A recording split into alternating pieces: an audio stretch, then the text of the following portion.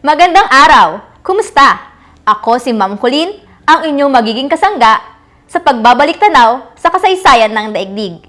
Ito ang asignaturang araling panlipunan na puno ng adventures, discoveries at learnings na hatid ng kasaysayan ng mundo. Kaya ihanda na ang module mo at mag-umpisa na tayo.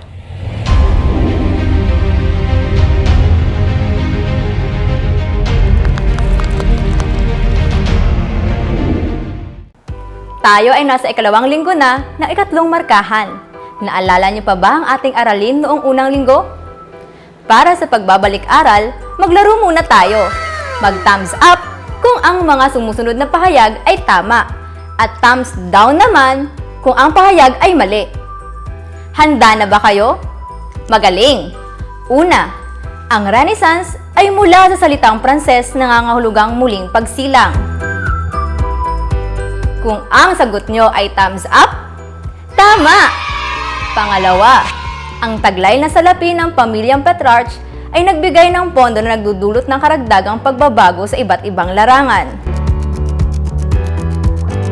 Magaling!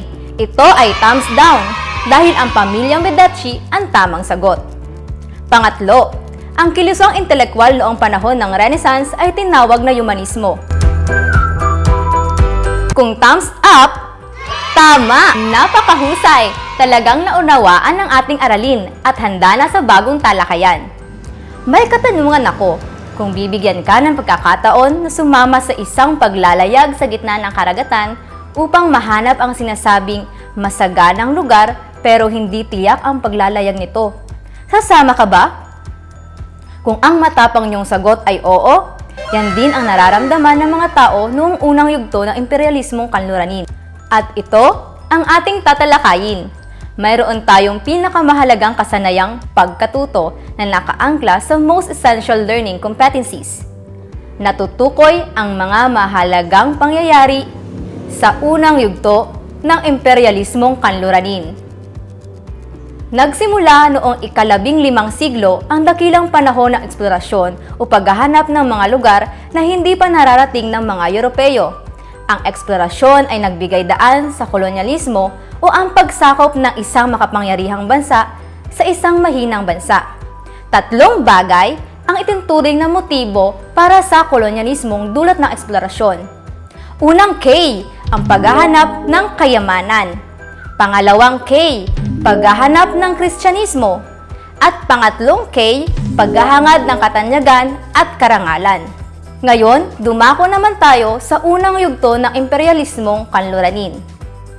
Ang ika-15 hanggang ika-17 siglo ang unang yugto ng imperialismong kanluranin.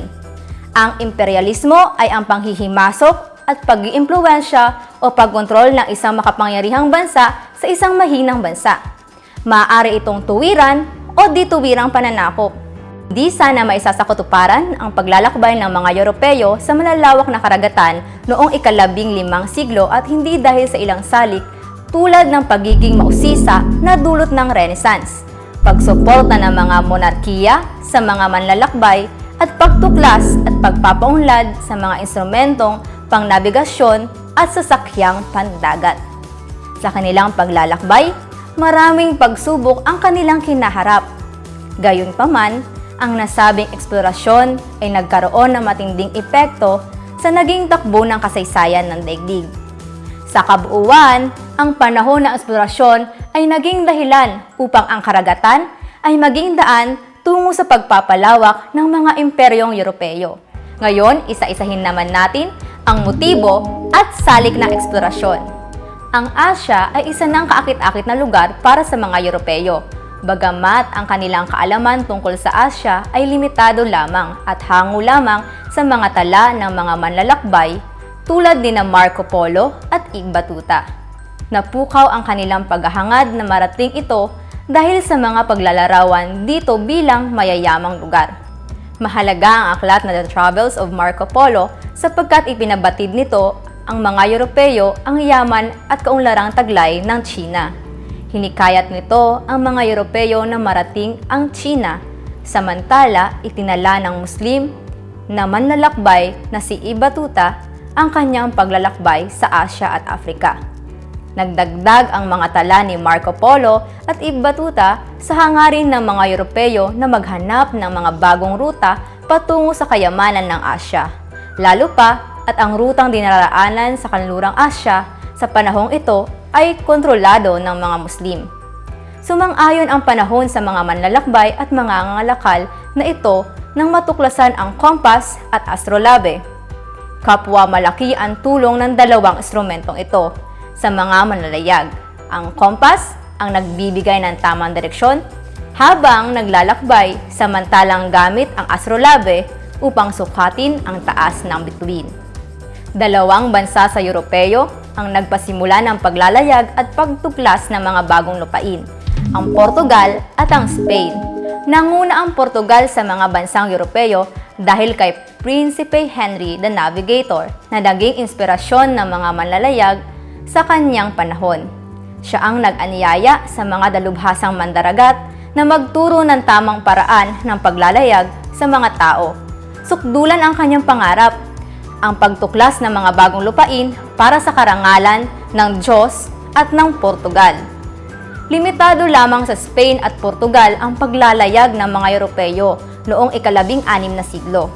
Ito ang panahon kung saan naitatag ang unang pinakamalaking imperyo ng mga Europeo. Ang mga imperyong ito ang nagpasimula ng mga dakilang pagtuklas ng mga lupain. Sa panig ng mga Espanyol, nagsimula ito noong 1469 nang magpakasal si Isabel kay Ferdinand ng Aragon. Sila ang sumuporta sa pagpapanatili ng kapangyarihan ng mga dugong bughaw sa Castile. Sa kanilang paghahari rin nasupil ang mga Muslim sa Granada at nagwakas ang Reconquista. Sa ika-17 siglo na itatag ang mga bagong Europeo sa Hilagang Europe, Great Britain, France at Netherlands. Ang mga ito ang nagbigay lakas sa mga Europe upang palakihin ang pakikipagkalakalan at pagpapalaganap ng mga produktong galing sa silangan. Ilan sa mga produktong ito ay ang spices. Mula noong ika-13 siglo, naging kilala na ang spices na matatagpuan sa Asya, lalong-lalo na sa India. Ang ilan sa mga spices na may malaking demand para sa Europe ay ang paminta, cinnamon at nutmeg. Ang kalakalan ng spices sa Europe at Asya ay kontrolado ng mga Muslim at ng mga taga-Venice, Italy. Ang mga mangangalakal na Chino at Indian ay nagbibili ng mga Arab spices na siyang mga nagdadala ng mga panindang ito sa mga mangangalakal na taga-Venice. Malaking kita ang inaakyat ng ganitong uri ng kalakalan at sa mga mangangalakal na Arab at Venetian. Dahil sa pagmonopolyo sa kalakalang ito, ay naghangad ang mga Europeyong mangangalakal na direktang magkaroon ng kalakalan sa Asya sa mga spices na kanilang kailangan. Ang panlupang kalakalan ay di na garantisadong protektado dahil sa mga pananambang na ginagawa ng mga Monggol, kaya mas minabuti ng mga Europeo na gamitin ang katubigan. Ang spices ay ginagamit nila bilang pampalasa sa kanilang mga pagkain at upang mapreserba ang mga karne. Ginagamit din nila ito para sa kanilang mga pabango, cosmetics at medisina.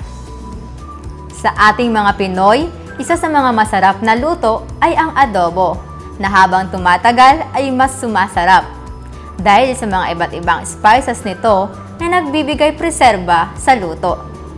Ngayon, dumako tayo sa isang maikling pagsasanay. Unawaing mabuti ang bawat tanong at piliin ang tamang sagot sa loob ng 3 segundo. Unang katanungan: ang eksplorasyon ang nagbibigay daan sa kolonyalismo o ang pagsakop ng isang makapangyarihang bansa sa isang mahinang bansa? 3 bagay ang itinuturing na motibo para sa kolonyalisasyong dulot ng eksplorasyon. Alin sa mga sumusunod ang bagay na hindi kasali? A. Paghahanap ng mga malalawak na lupain. B. Paghahanap ng kayamanan. C. Pagpapalaganap ng Kristyanismo. D. Paghahangad ng katanyagan at karangalan. Kung ang sagot nyo ay letter A, tama! Pangalawang tanong, Alin sa mga dahilan ang higit na naging motibo ng mga Europeo sa pananakop ng mga lupain? A. Pagpapalaganap ng relihiyong Katolisismo. B. Paghahanap at pagkamal ng ginto upang maging kilala. C. Paghahangad ng kayamanan, katanyagan at kapangyarihan. D. Paghahanap ng mga malalawak na lupain. Tama! Kung ang sagot nyo ay C, napakahusay. Pangatlong katanungan, bakit ibig ng mga Europeo ang mga spices? A. Dahil ito ay ginagamit nila sa pakikipagdigmaan. B. Dahil ito ay ginagamit nila bilang pampalasa. C. Dahil ito ay ginagamit nila pampreserba ng mga patay. D. Dahil ito ay ginagamit nila bilang pataba sa mga halaman. Kung ang sagot nyo ay letter B, magaling! Mahusay! Talagang naunawaan na ang ating aralin. Maaari lang sagutan ang mga gawain sa module. At huwag mahihiyang magtanong kung mayroon pang hindi naunawaan. Tandaan ang ating kasabihan ngayong araw. Huwag mong hayaan na sumabay ka lang sa agos ng dagat. Minsan, dapat ikaw mismo ang kokontrol ng direksyon nito. Muli, ako si Ma'am Colleen Faye Abaracoso, ang inyong guro sa Araling Panlipunan. Paalam!